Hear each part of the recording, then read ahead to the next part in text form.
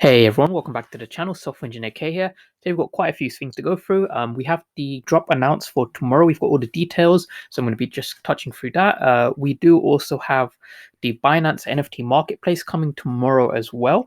So I just wanted to share my thoughts on that and whether that means it's the end of VeVe. And lastly, I did have a bit of a conversation with someone who was affected by the stolen collectibles. They shared their story of how they got it back. So I just wanted to kind of share that with you guys just so you can see what it looks like on the opposite end, because a lot of people have been sharing about, how they had NFT collectibles recalled from their accounts. But I just wanted to share with you guys someone who kind of went through the process of having, their NFT taken from their account by a scammer, and then how they kind of went through the process of getting it back. So firstly, we have the confirmation on the two drops tomorrow. So it's going to be two collectibles. They are both DC Bombshells. So I'll just share that with you guys.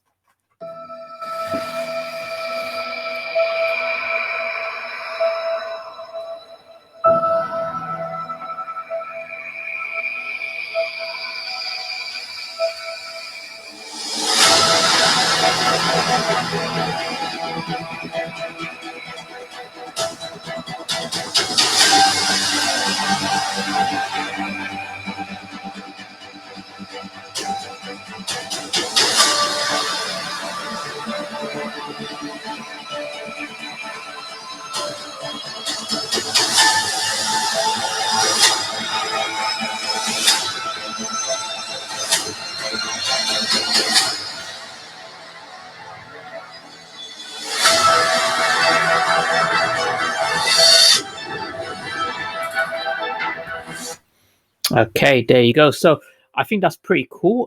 We have another Harley Quinn, so that's going to get added to whoever collects Harley Quinns.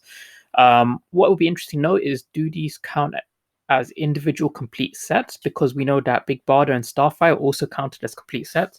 The second character, Death, I am not too familiar with Death, but again, really cool looking drops. I like the fact that they have their own kind of little plinths that they stand on, so that's really cool. They've got this kind of background accessory kind of built in with the collectible, so I'm really excited for these ones. And just in terms of the drop itself, so we know that there are going to be about, I think it's 6,666 editions of the Harley Quinn at 60 gems. I believe personally, my prediction is after about a day, this will probably go for close to retail, just because this is quite a lot of editions. And I'm just basing this off of previous drops that we had with this similar amount of editions. The fact that this does look pretty cool, like I said, probably close to retail. My prediction is we'll probably be going for about 65 to 70 gems after a day. Death, so 2,666 editions. Now, I think that this one will probably go for around about 250 to 300 gems on the drop day, and then it will decrease down to around about 200 like a day after, just because this character isn't as well known or popular as, say, the Superman that we had. And Superman was started off at 50, and then it started going for around about just slightly over 100. So that's a 50 gem increase. This, I see going for around about 200 after the hype has settled down.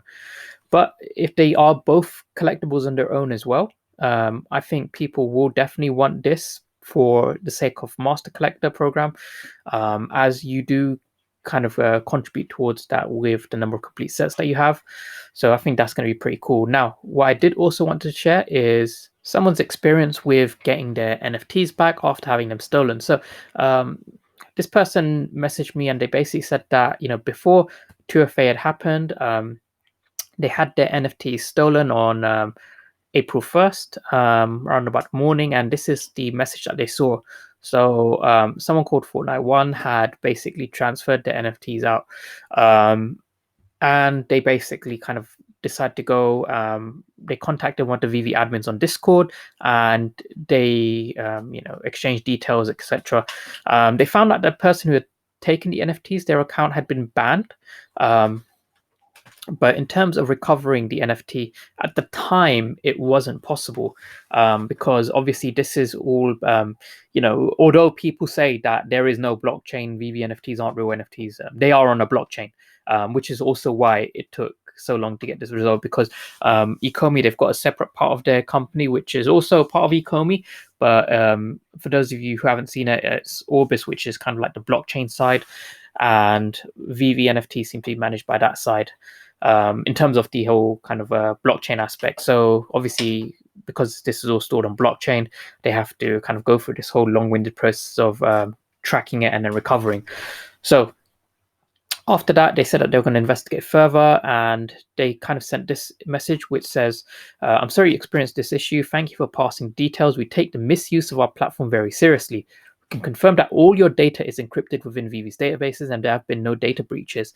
Now, I just want to touch upon this. So the way that this works is VeVe has various different APIs. They've got an API for accounts. They've got an API for transactions. They've got an API for when you purchase gems, etc. That's just how the application is built. That's how a lot of applications are built nowadays. They have various different services, and these services are running on the cloud somewhere. In this case, AWS, Amazon Web Services. And the way to access these services is they have essentially the security. They have their own identity. I don't use AWS, I use Microsoft Azure, and they have something called managed identities, which is kind of like an identity each service has.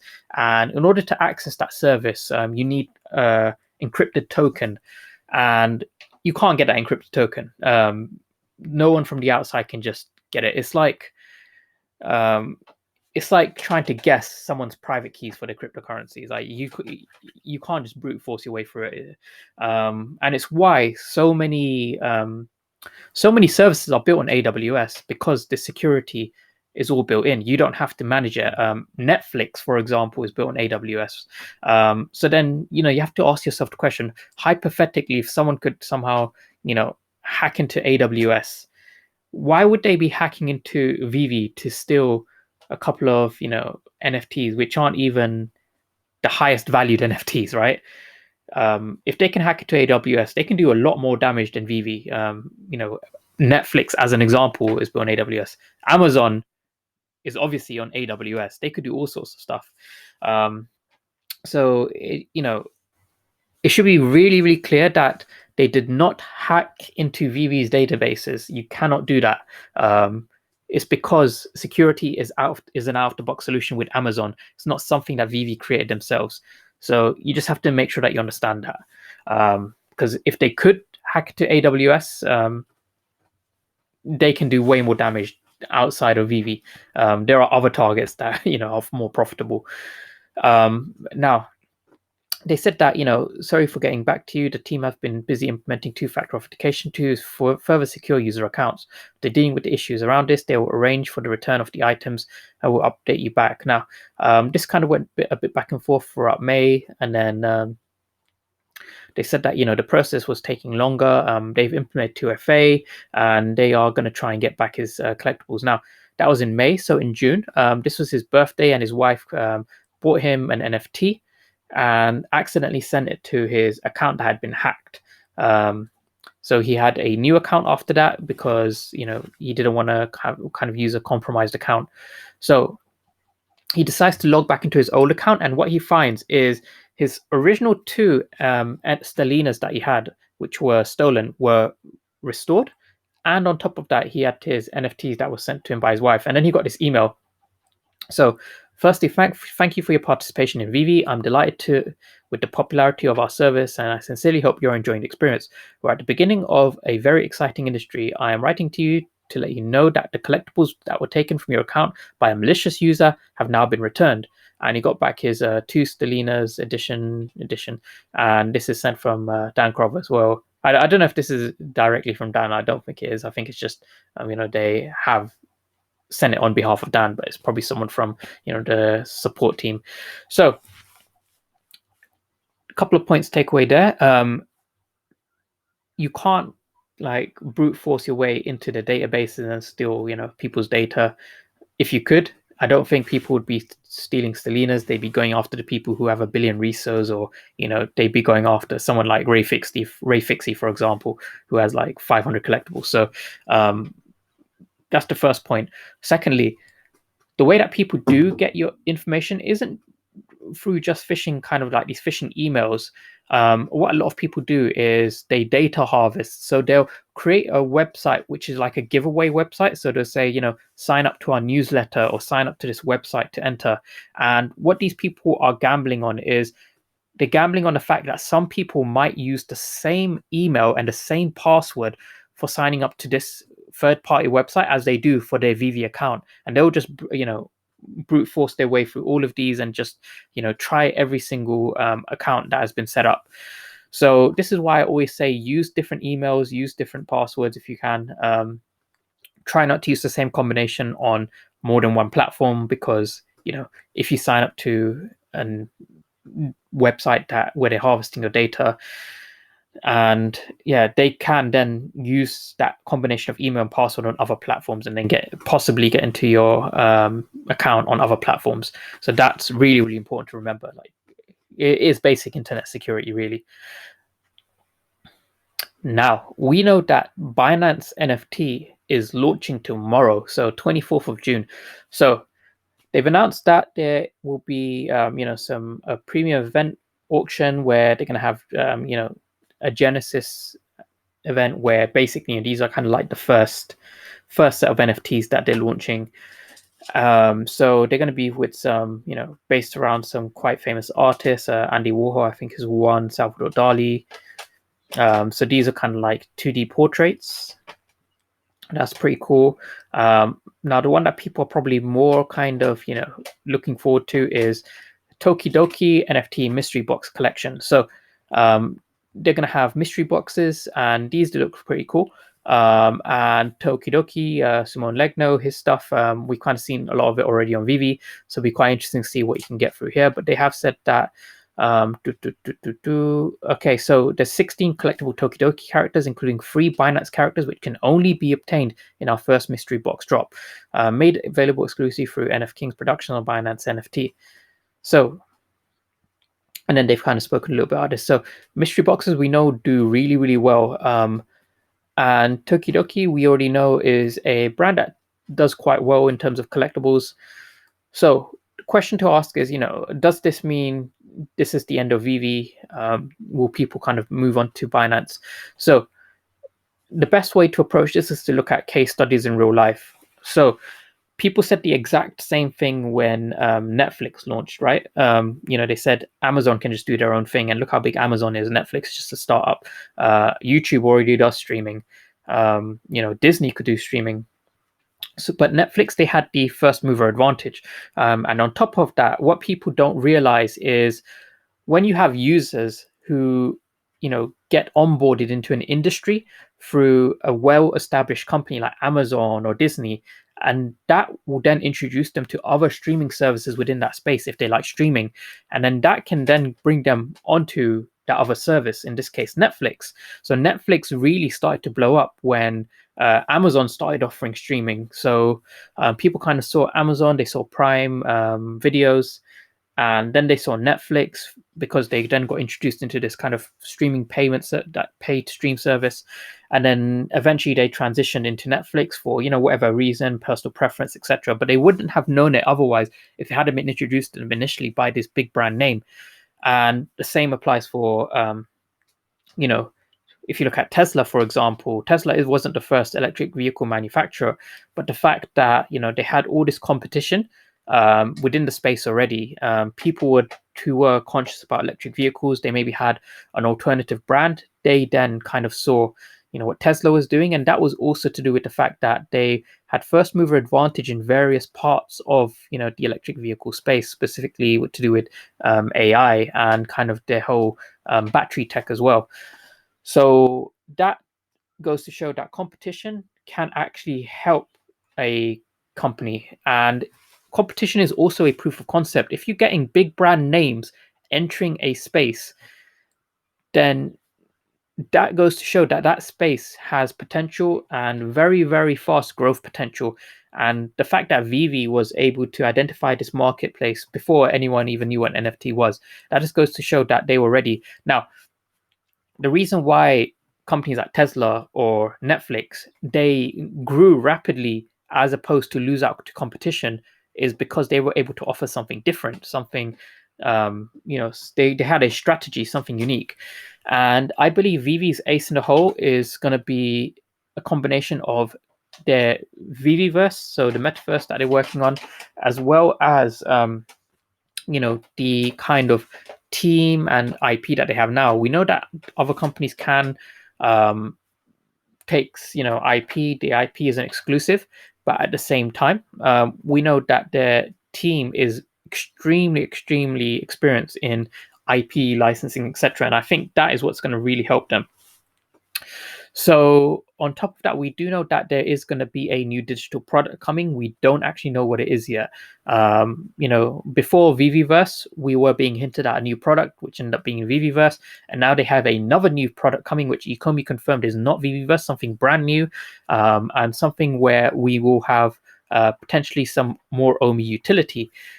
So I don't know what this new product is going to be, but just focusing on VeVeverse for now, I believe that VeVeverse providing more utility to NFTs is what's going to be their kind of ace in the hole and what's going to really help them differentiate themselves from the competition. Because I have a feeling that Binance, they won't have a metaverse anytime soon. Binance NFTs will just be NFTs. And if we look at the other competition like OpenSea, I personally don't see OpenSea being that successful in the long term, just because a lot of their NFTs are by kind of independent creators. They don't really have kind of a utility outside of being NFTs, and really I see the NFT space only really growing for kind of the premium luxury brands, which is what VeVe has. So the take home message from this is, am I worried about Binance NFT marketplace? I'm not worried at all. I think it's actually going to be beneficial for VeVe. Now, the fact that they do have mystery boxes before VeVe will serve as a pretty good experiment, because we can just see, how popular how popular mystery boxes are when it comes to an NFT platform, and then we can then see just how much of growth potential that can apply to VeVe, and obviously we'll have token burn from that as well. So I believe it'll be pretty cool if we have mystery boxes that you can buy, as well as multiple regular drops per week. That's just going to really ramp up the token burn. So all pretty cool stuff. Now, lastly, what I did want to just touch on was the price of OMI for today. So if we just hop straight into that. Okay, so on the hourly chart, now we are continuing on a bearish trend. We did have a huge buy order here yesterday, but outside of that, we are just kind of trading downwards / sideways, and I believe that trend will continue until we get solid news, like I've always said. Now, I believe a Bitcoin recovery is due, just because Michael Saylor, his company, they've been buying a lot of Bitcoin MicroStrategy. I think they added like over 1,000 more Bitcoin quite recently. And that's just going to continue. And with a Bitcoin recovery, we'll follow a OMI recovery. We've seen it already. So really, once we start to see an over recovery in the crypto market, I do see OMI returning to levels of about 0.4, 0.5 cents. But for now, I believe we are just going to hang around here. Either way is perfectly fine, because we know that lower OMI price, the more burn, and I believe with the drop coming tomorrow, it will help with the lower priced OMI, and the number of drops will ramp up. So we will see more burn. It will get to that. It will get to a point where eventually the price, the burn, the pressure, it will push us up, and then we'll get some additional good news as well. With the move to immutable will finally get onto new exchanges, and I believe Binance will be one of those, because it just seems to make sense, as well as KuCoin and a few other ones where OMI kind of meets the criteria. So that's pretty much everything I want to go through with you guys today. Thanks so much for watching. We do have an AMA tonight, so tune in for that. And I'll keep you guys updated with anything else I find out. As always, please do like and subscribe to support the content, and I'll see you guys in the next video. See ya.